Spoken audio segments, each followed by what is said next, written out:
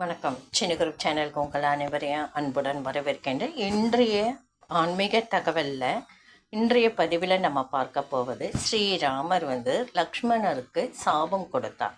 எதனால் அந்த சாபம் லக்ஷ்மணருக்கு கிடைத்தது என்பதை பற்றி தான் நாம் இன்றைய பதிவில் பார்க்க போகின்றோம். மகா விஷ்ணுவின் தசாவதாரங்களில் ஒன்றாகவும் அனைத்து மக்களாலும் மிகவும் போற்றப்படும் அவதாரமாகவும் திகழ்ந்தவர் ராம அவதாரம். ராம அவதாரம் தசரதனின் மகனாக அவதரித்தவர் ராமபிரான். அந்த அவதாரத்தில் அவர் இறுதியில் நடந்த ஒரு அற்புத நிகழ்வு தான் இன்றைய பதிவில் நாம் பார்க்க போகின்றோம். ராம அவதாரம் முடிவு பெறும் தருவாயில் இருந்தது. இன்னும் சில நாட்களில் ராமபிரான் தன்னுடைய அவதாரத்தை முடித்து கொண்டு அவர் வைகுண்டம் செல்ல வேண்டும். அதை பற்றி ரகசியமாக பேசுவதற்காக ராமபிரானை யமதர்மர் சந்தித்தாராம். யமதர்மரும் ராமரும் தனியாக ஒரு அறையில் பேசுறதுக்காக இருந்தாங்க. அவங்க என்ன செய்கிறாங்க, தம்பி ராமர் சொல்கிறாரு, தம்பி லக்ஷ்மணரை நாங்கள் 2 பேர் முக்கியமாக ஒரு விஷயம் பேச போகிறோம். யார் கேட்டாலும் நீ உள்ளே அனுமதிக்க கூடாது இந்த அறைக்குள் என்று கட்டளையிட்டு சென்றாராம். ராமரோட எந்த கட்டளையிட்டாலும் எந்த வார்த்தையும் தட்டாமல் கேட்பவர் லக்ஷ்மணன். அதனால லக்ஷ்மணன் நானே அந்த அறைக்கு காவல் நிற்கிறேன் என்று அவர் என்ன செய்கிறார், ராமபிரானும் யமதர்மராஜாவும் பேசுகிற அந்த அறையில் அவர் காவல் நிற்கிறாரு. யாரையுமே உள்ளே விடாமல் பார்த்துக்கணும், நம்மளே பார்த்துக்கணுன்ட்டு அவர் பார்த்துக்கிறாரு. இப்படி இருக்க விதி விளையாடிட்டு துர்வாச முனிவர் அங்கு வராரு. ராமபிரானை நான் பார்க்கணும் என்று லக்ஷ்மணன் மறுப்பு தெரிவிக்கிறாரு. துர்வாசகரோ, நீ என்ன உள்ள அனுப்புறியா இல்லையா, இல்லைன்னா இந்த அயோத்தி நகரத்தையே நான் எரிச்சு சாம்பலாக்கிடுவேன்ட்டு கர்ஜித்தார். இதை பார்த்தோன்னே பயந்து போன லக்ஷ்மணர் வேறு வழி இல்லாமல் அவரை உள்ளே அனுமதிச்சிடுறாரு. அவரும் உள்ளே போயிடாருங்களா.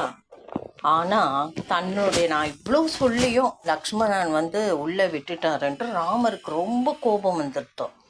உடனே அவர் என்ன செய்கிறாரு, நான் இவ்வளோ சொல்லியும் நீ எப்படி அந்த முனிவரை உள்ளே விட்ட அப்படின்ட்டு, நீ மாமரமாக போயிடு அப்படின்ட்டு சபித்தார். அதை கேட்டதும் லக்ஷ்மணனுக்கு கண்ணெல்லாம் கலங்கி எடுத்தோம். ராமபிரானுக்கு ரொம்ப லக்ஷ்மணன் இப்படி சாபம் விட்டுட்டோமே என்று, நம்ம கோபத்தால் இப்படி ஒரு சாபத்தை நம்ம தம்பிக்கு கொடுத்துட்டோமே என்று ரொம்ப மனசு கலங்குறாரு. இப்படி ஒரு சாபத்தை நான் உனக்கு கொடுத்துட்டேன், என்னை மன்னிக்கும்படி ராமபிரான் கேட்குறாரு. பதறி போன லக்ஷ்மணன், அண்ணா நீங்கள் தயவு செய்து என்கிட்ட மன்னிப்பு கேட்காதீங்க, உங்களோட சாபம் அளித்ததற்காக நான் ரொம்ப கொடுத்து வச்சிருக்கேன் என்று நான் எதற்கும் கண் கலங்கவில்லை.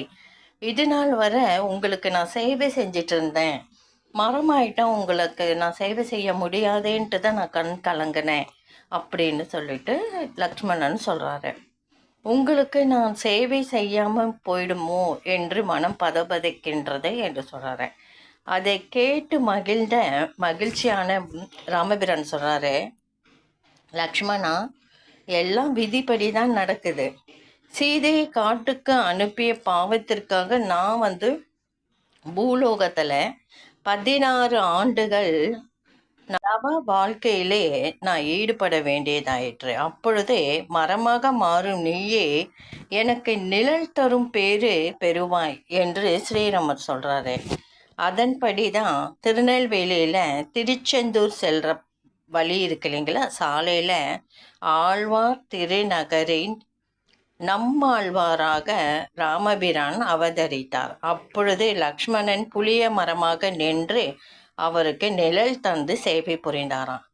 இந்த மரத்தை தூங்கா புளிய மரம் என்று சொல்வாங்க. ஏனெனில் இதன் இலைகள் எப்பொழுதும் மூடுவதே கிடையாதாம். மரமாக இருக்கும் லக்ஷ்மணன் ராமரை கன்னிமை போல பாதுகாப்பதாக சொல்லப்படுகின்றது. இந்த ராமபிரானோட சாபம் லக்ஷ்மணனுக்கு வந்து ராமபிரானுக்கு சாபம் விட்டாலும் லக்ஷ்மணன் வந்து சேவை பண்ணும் விதமாக மாமரமாக சாபம் விட்டார். அதை மனசாக ஏற்று ராமபிரானும் சேவை செய்தார் ஸ்ரீராமருக்கு. இந்த பதிவு உங்களுக்கு கண்டிப்பாக பிடிச்சிருக்கோன்னு நினைக்கிறேன். வரலாறு இதிகாசங்களில் நாம் படிப்பதை காட்டிலும் இந்த மாதிரி வீடியோ பார்க்குறதுனால ஈஸியாக நம்ம மனதில் பதிவு செய்து கொள்ள முடியும். இந்த பதிவு பிடிச்சா லைக் பண்ணுங்கள், ஷேர் பண்ணுங்கள், சப்ஸ்கிரைப் பண்ணுங்கள், கமெண்ட் பண்ணுங்கள். நன்றி.